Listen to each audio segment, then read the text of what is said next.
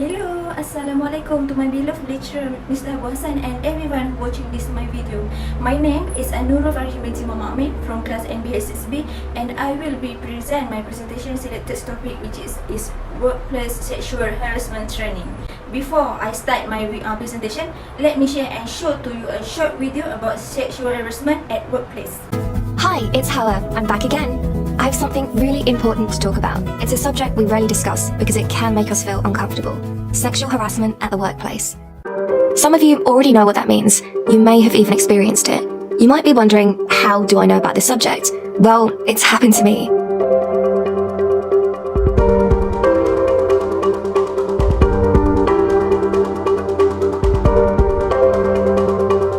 At first, I avoided the issue and didn't know who to ask for help. I felt ashamed, but there's nothing to be ashamed about, and it's up to all of us to prevent it. So, what is sexual harassment at the workplace? How can we recognize it, and how does it affect our lives? Sexual harassment includes both physical contact and verbal and non-verbal acts. It can be as simple as an inappropriate suggestion, comment, gesture, or even a text message that's sexual in tone, or as serious as a sexual assault. Some of us don't know we are being victimized and feel powerless to stop it.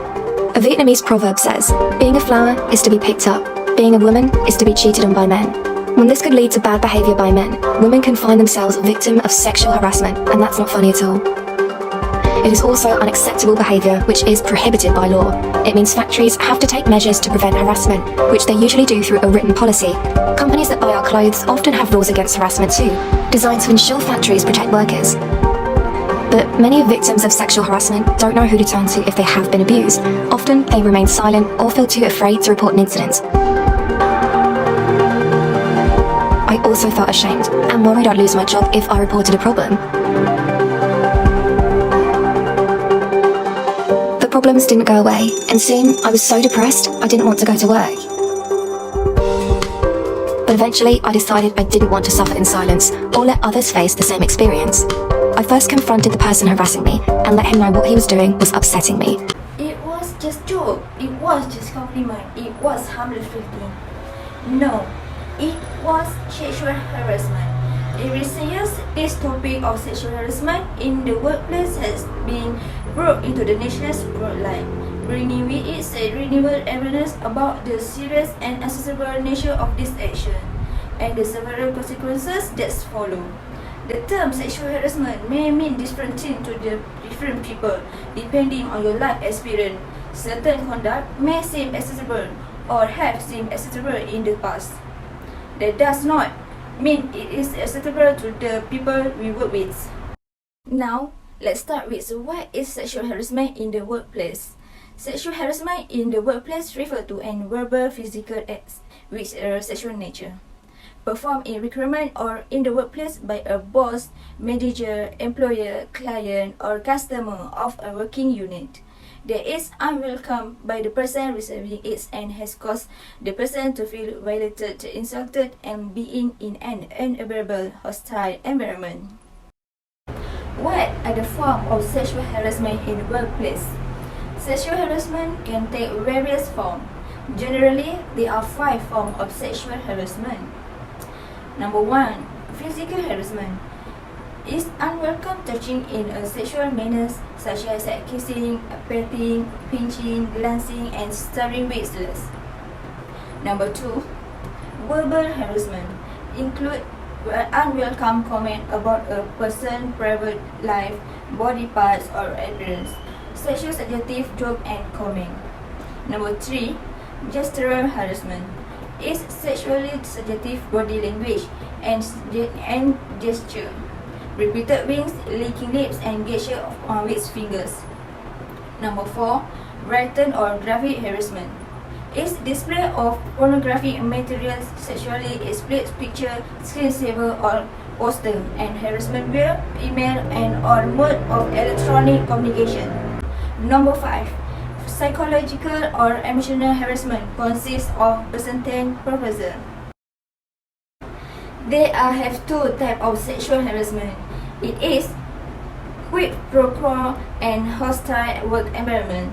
Quid pro quo harassment is perpetrated by someone who is a position of power or authority over another. Example, manager or supervisor over a subordinate. In this context, it involves explicit or implied demand for sexual favor in exchange for some benefits. Example, a promotion, pay increase, or to avoid some determinated.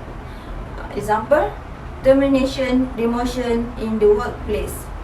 Hostile work environment harassment arises when speech or conduct is so severe and pervasive that create an intimidating or demeaning environment or situation that negatively affect a person's job performance.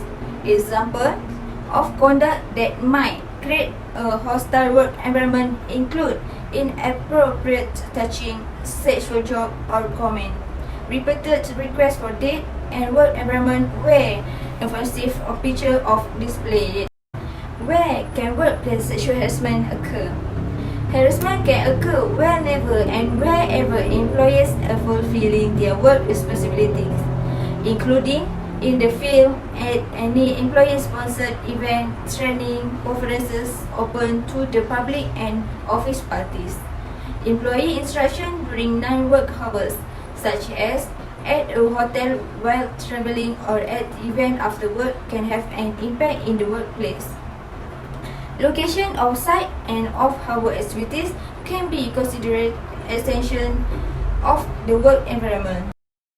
Prevention is the best tool to eliminate sexual harassment in the workplace by communicating to employers that sexual harassment will not be tolerated, by training on harassment prevention, by establishing an effective complaint process, and by taking immediate and appropriate action when an employee complains.